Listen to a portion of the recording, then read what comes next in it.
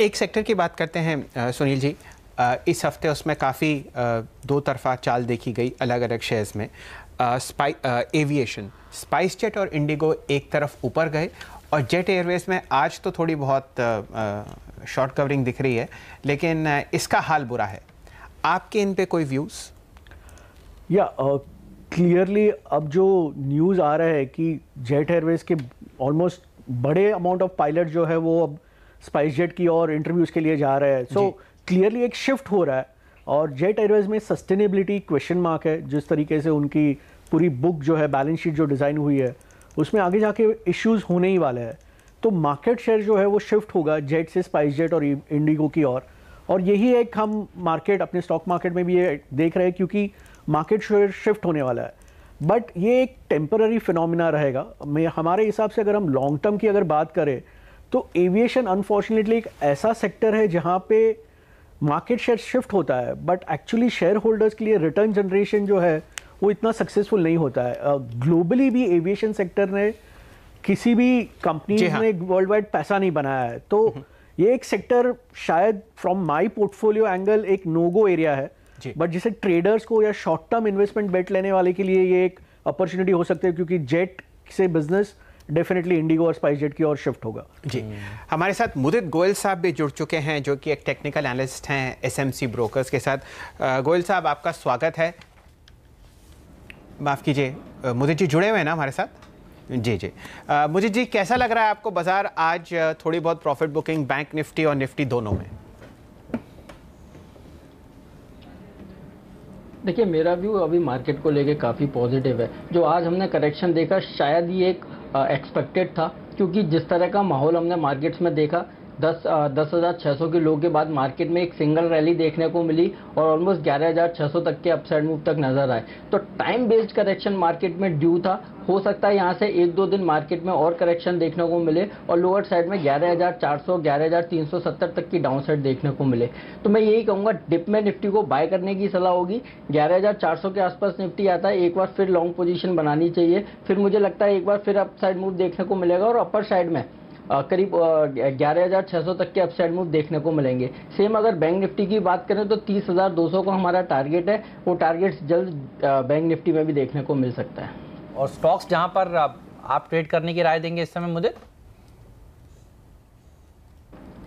देखिए, अभी सर ने यूपीएल के बारे में काफ़ी अच्छा एक्सप्लेन किया और यूपीएल का स्ट्रक्चर पॉजिटिव नज़र आ रहा है। लगातार हायर हाइज हायर लोज में ये काउंटर ट्रेड हो रहा है। कोई भी रेजिस्टेंस, मार्केट का कोई भी डिप इस काउंटर पे अफेक्ट नहीं डाल रहा। तो जिस तरह से स्ट्रक्चर बने हुए हैं, ये यही दर्शाता है कि जो स्टॉक में जो बाइसनेस है काफ़ी अग्रेसिव है। मुझे लगता है जल्द इस काउंटर में बड़ी अपसाइड मूव देखने को मिलेगी। और हमारा हेमंत जी वेडनेसडे को भी आपके साथ जुड़े थे, तब हमने डिस्कस किया था 1,000 का टारगेट हमें नजर आ रहा है और 1,000 भी अगर होल्ड कर पाया तो 1,050 तक के अपसाइड मूव यूपीएल में देखने को मिलेंगे। बिल्कुल, तो ये बढ़िया भागेगा, बढ़िया प्रदर्शन दिखाएगा। सुनील जी ने बढ़िया स्टॉक बता दिया है, कुछ और भी दीजिए ऐसे आइडियाज। क्योंकि देखिए, लोग अगर अभी आज नहीं खरीदेंगे या धीरे धीरे खरीदने का मन नहीं बनाएंगे, फिर तेज हो जाएगी, फिर बस मिस हो जाएगी। तो आप बताइए कुछ और स्टॉक, कोई और आइडिया? एक और मिड कैप बिजनेस आइडिया हमें अट्रैक्टिव लगता है और वो है दीपक नाइट्राइट लिमिटेड। दीपक नाइट्राइट भी एक केमिकल बिजनेस में है, स्पेशलिटी केमिकल्स बनाती है। कंपनी ने पिछले साल मतलब नवंबर 2018 में बड़ा एक एक्सपांशन किया था, जिससे दो केमिकल्स उन्होंने बनाया है, that is phenol and acetone. ये दोनों केमिकल्स जो है वो इंडिया में शॉर्ट में है, मतलब हम इंडिया में इसकी डिमांड बहुत है लेकिन हम इसे इंपोर्ट करते हैं। ठीक बात है। और फिनॉल और एसीटोन का जो रॉ मटेरियल है, जिसे बेंजीन और प्रोपलिन कहते हैं, वो हम एक्सपोर्ट करते हैं क्योंकि हमारे पास डोमेस्टिक ओवर सप्लाई है। तो ये एक पूरा गैप जो है वो दीपक नाइट्राइट ने फिल किया हुआ है कि एक रॉ मटेरियल जो एक्सेस है उसे हम कंज्यूम करते हैं और जो एक इंपोर्ट करना पड़ रहा है उसे हम डोमेस्टिकली प्रोड्यूस करते हैं। तो ये प्लांट नवंबर 2018 में शुरू हो गया है। इसके कारण कंपनी का जो प्रॉफिट है वो पिछले साल कुछ 110 करोड़ के आसपास था और हमारे कैलकुलेशन के हिसाब से 2021 में 300 करोड़ के ऊपर हो जाएगा। तो कंपनी की मार्केट कैप आज 3600 करोड़ के आसपास है और ये 12 टाइम्स FY21 पे कोट हो रहा है। तो इस तरीके का प्रॉफिट ग्रोथ, इस तरीके की मार्केट कैप, ये एक अट्रैक्टिव वैल्यूएशन है। और मैनेजमेंट क्वालिटी की अगर हम बात करें तो ये एक दीपक फर्टिलाइजर ग्रुप ऑफ कंपनी से है और ये काफ़ी रेप्यूटेड क्वालिटी मैनेजमेंट है जो सालों से इंडिया में बिजनेस कर रहा है और कभी कोई कॉर्पोरेट गवर्नेंस इश्यू या कोई प्लेज शेयर या ऐसी कोई बात आज तक इनके लिए आई नहीं है। तो ये एक अनदर बिजनेस आइडिया है जो हमें इन्वेस्टर्स के लिए काफ़ी अच्छा लग रहा है। जी, 270 रुपए पे आज पूरी ऑर्गेनिक केमिस्ट्री की जो क्लास है उसका रिवीजन हो गया। हाँ सही है। इतनी टफ चीजें याद कैसे रहती हैं आपको? मतलब केमिस्ट्री मेरा हाथ तो बड़ा तंग था चैलेंज आपका। आप तो मुझे केमिस्ट्री बहुत पसंद थी। मुझे इस वक्त सारे फॉर्मूलेज वगैरह याद आ रहे हैं ऑर्गेनिक केमिस्ट्री के। जी हाँ, जी हाँ, बिल्कुल। चलिए मुदित गोयल साहब के पास जाते हैं। सुना बड़ा जबरदस्त ट्रेड है उनके पास, बताइए मुदित जी। सर एक ऐसा काउंटर स्पॉट हुआ है, बिल्कुल यहीं पर बेचने की सलाह दूंगा। हम देख रहे हैं ऑटो सेक्टर लगातार अंडर परफॉर्मेंस दे रहा है, तो ऑटो से जुड़ी एक कंपनी CMP 721 रुपए, अमर राजा बैटरी, यहीं पर बेचने की सलाह दूंगा।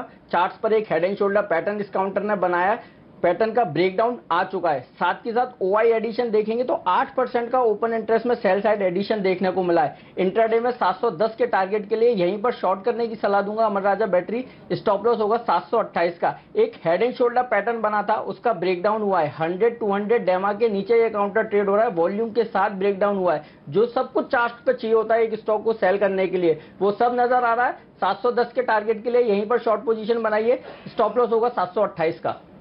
तो ये गाड़ियाँ नहीं बिकेंगी तो बैटरी कहाँ से बिकेंगी? ये तो सिंपल लॉजिक है। और देखिए अमर राजा बैटरीज, ये आपके सामने मार्च फ्यूचर का भाव 718 रुपये 45 पैसे पर इस समय ट्रेड हो रहा है। सेठी साहब, जो बात हम सुनील साहब से कर रहे थे, अच्छे क्वालिटी स्टॉक्स ऐसी गिरावट में काश खरीद लें तो फिर बढ़िया, जब फिर से तेज़ी बनेगी तो पैसे बनेंगे। आपके जहन में कोई आइडिया हो तो बढ़िया बताइए। नहीं देखिए हेमंत, 2-4 स्टॉक के बारे में तो अभी थोड़ी देर पहले हमने चर्चा करी थी, वो from a trading point of view, from investment point of view अच्छे लग रहे थे। बाकी लंबी अवधि के लिए इन्वेस्टमेंट करने के लिए बहुत सही मौका है। मुझे लगता है ये साल में मिड कैप्स में यहाँ से बहुत अच्छी तेजी बन सकती है।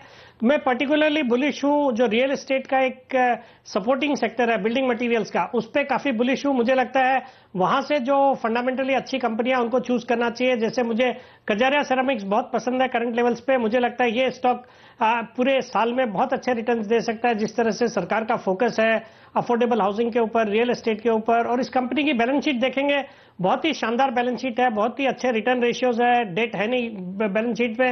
तो इन सबको देखते हुए कजारिया सेरामिक्स अच्छा लगता है। इसके अलावा मुझे HSIL भी पसंद है with in the same sector, और यहाँ पे प्रोमोटर्स भी रेगुलर इंटरवल पे ओपन मार्केट से खरीदारी करते हैं। और बाकी भी ये जो प्लाईवुड की कंपनीज, पेंट्स की कंपनीज, इन सब पे भी मेरा एक पॉजिटिव व्यू है। मुझे लगता है वहां से भी जो अच्छी क्वालिटी के लीडिंग नेम्स है उन पे ध्यान रखना चाहिए, और from medium to long term point of view वहां पे बिल्कुल खरीदारी करनी चाहिए। आपका बहुत बहुत शुक्रिया सेठी साहब हमारे साथ जुड़ने के लिए।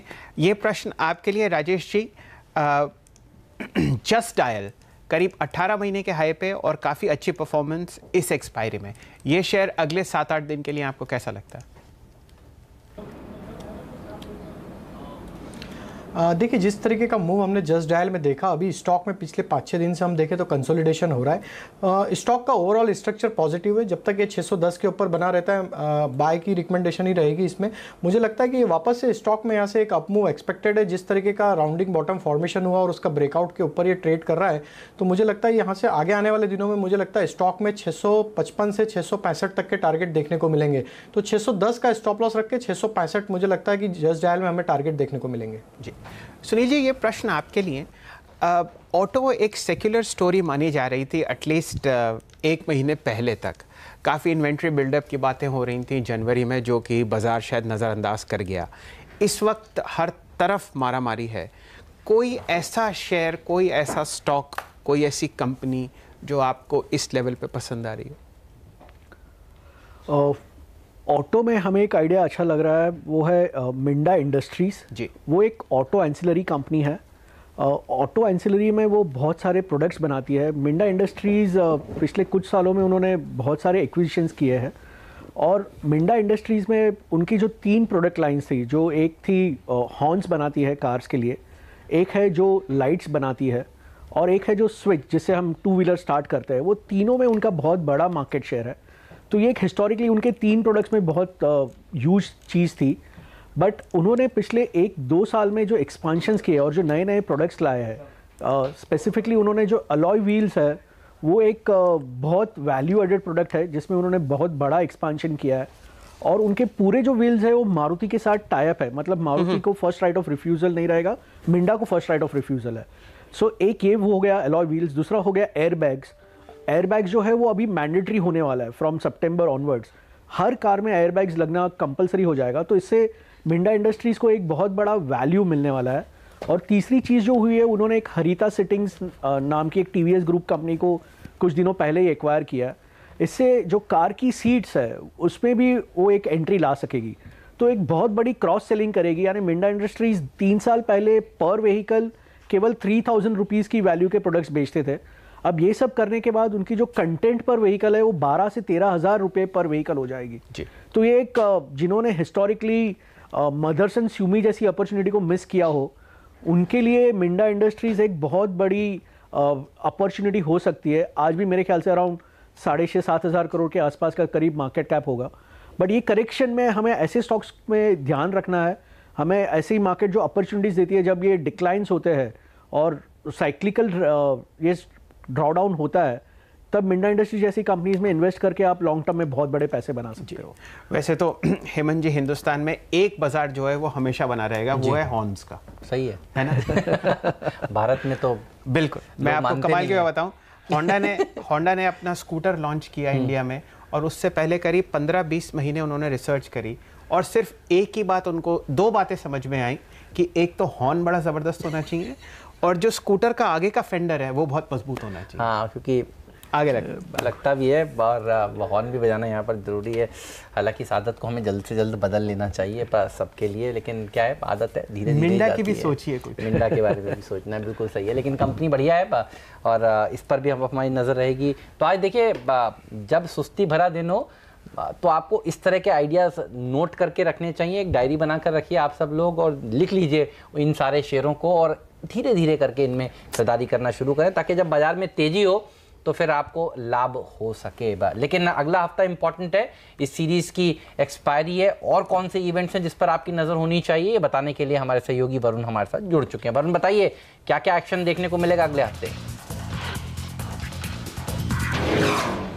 देखिए, शुरुआत करते हैं 25 तारीख यानी कि सोमवार से, और यहाँ देखिए टेक महिंद्रा का जो बायबैक है टेंडर ऑफर का वो शुरू हो जाएगा। जो बायबैक की कीमत है 950 रुपये प्रति शेयर की है, तो इस स्टॉक पे आपकी खास नज़र होनी चाहिए। इसके अलावा ओरियन प्रो सॉल्यूशंस, इस कंपनी की बोर्ड बैठक है बायबैक के लिए, और ब्रेक्जिट पर जो डिबेट है वो फिर से एक बार शुरू हो जाएगी। तो ये एक इंपॉर्टेंट ग्लोबल इवेंट है जिस पे आपकी नज़र होनी चाहिए। अब आते हैं 26 मार्च, तो आरबीआई यहाँ काफ़ी सारे जो ट्रेड रिप्रेजेंटेटिव बॉडीज़ है, साथ ही जो क्रेडिट रेटिंग एजेंसीज है, उनके साथ बैठक करने वाला है। इकोनॉमिक एक्टिविटीज़ को कैसे बूस्ट किया जाए, इंटरेस्ट रेट पे क्या फैसला किया जाए, इसके सब पे ऊपर चर्चा होने वाली है। साथ ही फर्स्ट हाफ FY20 का जो बोरोइंग कैलेंडर है, यानी कि कितनी बोरोइंग करनी है, इसके ऊपर भी आरबीआई विचार करने वाला है। तो ये एक आरबीआई की तरफ से इंपॉर्टेंट इवेंट है जो आपके नज़र में होना चाहिए। माइंडट्री, इस कंपनी की बोर्ड बैठक है बायबैक के लिए, आपको याद होगा हाल फिलहाल में बोर्ड बैठक थी लेकिन वो पोस्टपोन हो चुकी थी, तो 26 तारीख को ये फिर से है, तो ये काउंटर आपके रडार पे होना चाहिए। और इलाहाबाद बैंक, इस कंपनी की बोर्ड बैठक है, कैपिटल रेजिंग प्लान्स के लिए ये कंपनी बोर्ड बैठक करने वाली है। 27 मार्च शांति गियर्स का जो बायबैक खुला हुआ है टेंडर ऑफर का, वो बंद हो जाएगा। बायबैक की कीमत 140 रुपये प्रति शेयर की है। 28 मार्च एक्सपायरी का दिन है, तो ये इंपॉर्टेंट दिन है, इस पर आप नज़र रखें। 29 मार्च यहाँ MSTC का जो IPO आया था उसकी लिस्टिंग होने वाली है। 1.46 टाइम्स ये सब्सक्राइब हुआ था और ये एक्सटेंड भी हुआ था IPO, आपको याद होगा, तो ये भी एक इंपॉर्टेंट इवेंट है। वहीं ब्रिटानिया निफ्टी 50 का हिस्सा बन जाएगा 29 मार्च से, और HPCL जो है वो निफ्टी 50 से बाहर हो जाएगा।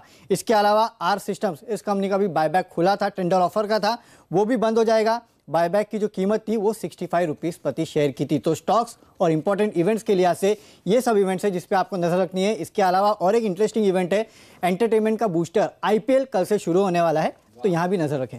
तो IPL, इसके ऊपर सबकी निगाहें टिकी रहने वाली है और इसके चलते देखिए जी थोड़ा सा नर्वस होता हुआ, क्योंकि जनरली जो है स्पोर्ट्स चैनल्स की तरफ व्यूअरशिप चली जाती है और उसके चलते। लेकिन एक और चीज़ है वरुण, और वो है 29 मार्च को नीरव मोदी साहब को पेश किया जाएगा लंदन में कोर्ट में। ये भी इम्पोर्टेंट इवेंट है, ये भी इम्पोर्टेंट इवेंट है, PSU बैंकों के लिए तो इम्पोर्टेंट है ही। तो इसी से शुरुआत की जाए, कैसे देखते हैं आप इस इवेंट को? क्योंकि सबसे ज़्यादा चर्चा में तो नीरव मोदी की गिरफ्तारी ओवर द वीकेंड रही। होली में सब लोग बातें यही कर रहे थे, भारत आ जाएंगे या नहीं। अच्छा, हमारा आज पोल भी है, इलेक्शन से पहले आ जाएंगे या नहीं? एक बार डॉक्टर साहब दिखाइए वो पोल जो हमने सबसे पूछा था, और उसमें ज़्यादातर लोगों की राय बटी हुई है। कुछ कह रहे हैं विजय माल्या साहब को भी देखिए किया गया था गिरफ्तार, लेकिन अलग बात है इनको दरअसल जेल में भेज दिया गया है। क्या व्यू बन रहा है आपका इस पर? कोई राय रखते हैं वैसे आप? ये एक पॉलिटिकल गेम रहेगा, मतलब इसके कारण जो है पॉलिटिकल वोट्स पे इम्पैक्ट गिर सकता है। जहाँ तक हम अगर पब्लिक सेक्टर बैंक्स की बात कर रहे हैं तो इसकी रिकवरी में तो एक लंबा टाइम निकल जाएगा, बट मोर इम्पोर्टेंटली जो NCLT और IBC का जो प्रोसेस हुआ है वो काफ़ी स्ट्रांग है। उसमें बहुत सारी कंपनियां एडवांस स्टेज पे है। तो जहाँ से अगर हम बात करें SR स्टील हो गया या इलेक्ट्रो स्टील स्टील लिमिटेड हो गया, इन सब के जो ऑक्शंस हो रहे हैं और वहाँ पे से जो रिकवरी होगी वो पब्लिक सेक्टर बैंक्स को अगले 12 मंथ्स में बॉटम लाइन में अमाउंट्स दिखेंगी। सो आई थिंक ये एक प्रोसेस रहेगा नीरव मोदी का और उसे बहुत लंबा टाइम लग जाएगा।